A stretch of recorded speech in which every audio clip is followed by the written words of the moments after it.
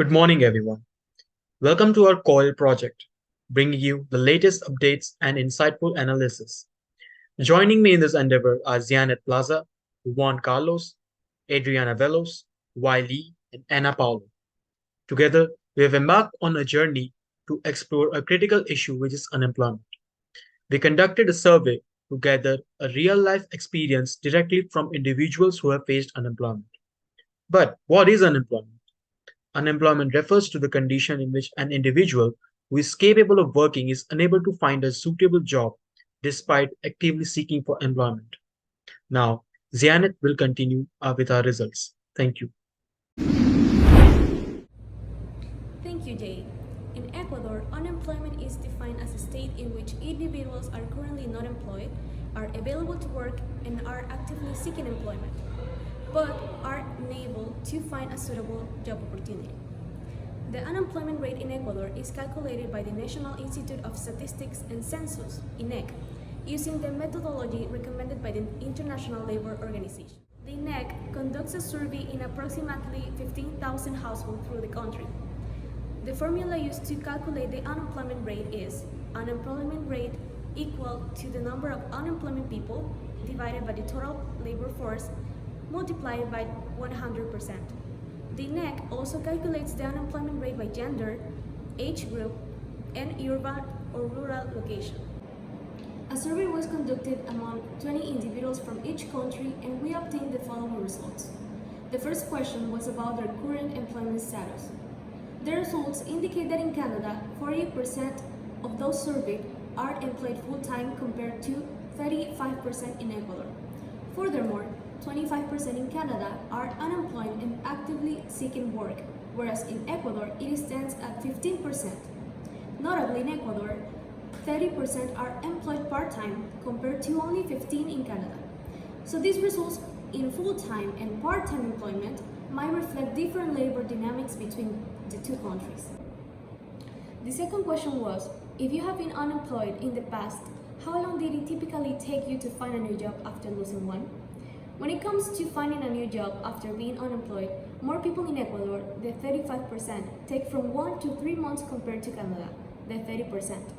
In both countries, around a quarter to a third take from 4 to 6 months.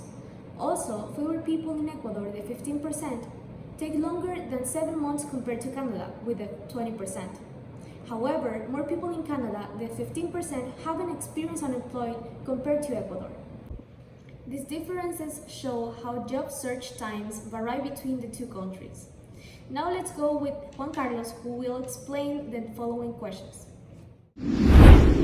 Thank you, Janet. The third question of the survey concerns how people will describe the job search process during periods of unemployment. In Ecuador, a significant percentage was noted, with 75% considering it somewhat or very difficult to find a job. This demonstrates that in Ecuador, the process of getting a new job is not easy. Meanwhile, in Canada, the largest percentage was neutral, indicating that neither says it is too easy nor too difficult to find a new employment, at 35%. However, another 30% consider it very difficult to get a new job, and 50% find it somewhat difficult. Then, the fourth question is about the main challenges people face during the job search. In Ecuador, the primary challenges is the lack of job opportunities in individuals' fields, with 60%, while in Canada is the lack of networking opportunities, with 80%. This suggests that in Ecuador, the job market might be more saturated or limited in certain fields, whereas in Canada, professional connections and networks play a more crucial role in Canada if to find new job opportunities. Besides, the issue of underqualification, 35% in Canada, could imply that Canadian job seekers might face higher educational or skill requirements in the job market.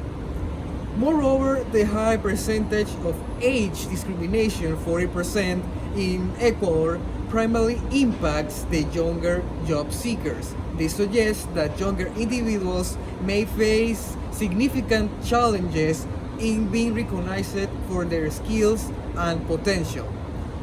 Finally, the concerns about less payment noted by 25% in Ecuador is not a top challenge in Canada.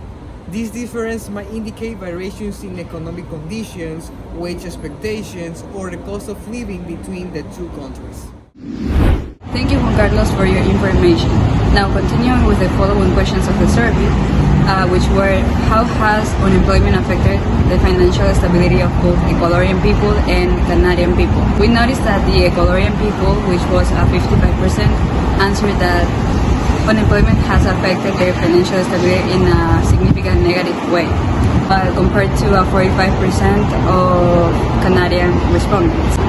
The next question was if they have struggled to afford basic necessities like food, housing, and those kind of things. In that question, we got that a larger proportion of Ecuadorian people, which was 55%, occasionally struggle to afford these basic needs, while the majority of Canadian people, which was 45%, said that they have never struggled to afford basic needs.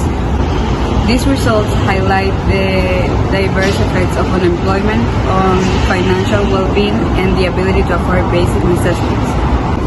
Understanding these variations can contribute to a more nuanced perspective on the challenges individuals faced on periods of unemployment, shedding light on potential areas for targeted support and policy considerations in each context. Now, with the results of the following questions, we have Adriana. Based on the collected data from unemployment surveys in Canada and Ecuador, we asked them about the impact on hunger. These were their answers. 70% of Ecuadorians said that the unemployment had no impact on their food access, while surprisingly, 55% of Canadians said that it had no impact on their food access either. Food banks are something that can help when going through these saving moments. On this matter, in Canada, it's more common for them to have food banks than in Ecuador. So we asked them about relying on food banks, and 85% of Ecuadorians said no, while 95% of Canadians said no also, though the rest said yes. These answers shows that the unemployment is not really a high factor that impacts the hunger levels both for the Ecuadorians and the Canadians, although Ecuadorians' percentages indicates that the unemployment has less impact on hunger, maybe because of potentially lower living costs that buffers individuals from the immediate effects of unemployment on food access. Now my partner will show you more results. In reference to the Sustainable Development Goals established by the United Nations, which aim to address global challenges such as poverty, hunger, inequality, climate change, environmental degradation, peace and justice by 2030. Around 55% and 45% of participants in Canada and Ecuador respectively show awareness of these global aims. Although around half of the participants don't know about these goals set by the UN, 100% of them, although at different levels, recognize the significance of tackling unemployment to achieve targets such as reducing poverty and hunger. It is essential to address challenges like unemployment through targeted policy, education, skills training, support for entrepreneurship, and inclusive economic growth methods, in order to effectively accomplish the Sustainable Development Goals. By doing this, nations like Ecuador and Canada could progress significantly in achieving these goals and in providing the well-being for their people. In conclusion, the survey highlights the complex effects of unemployment on people, from unstable finances to restricted access to the needs like food. Additionally, it highlights how crucial it is to show unemployment in order to achieve goals like Sustainable Development Goals, such as ending poverty and reducing hunger. To sum up, it is crucial for Ecuadorian and Canadians to implement unemployment benefits and financial assistance programs, like offering temporary subsidies for basic necessities. Additionally, underqualification in Canada and limited job opportunities in Ecuador requires a strategic investment in skill development, including short-term courses and certification programs aligned with current job market demands. To combat age discrimination, consider implemented legal mechanisms to emphasize the value of young professionals.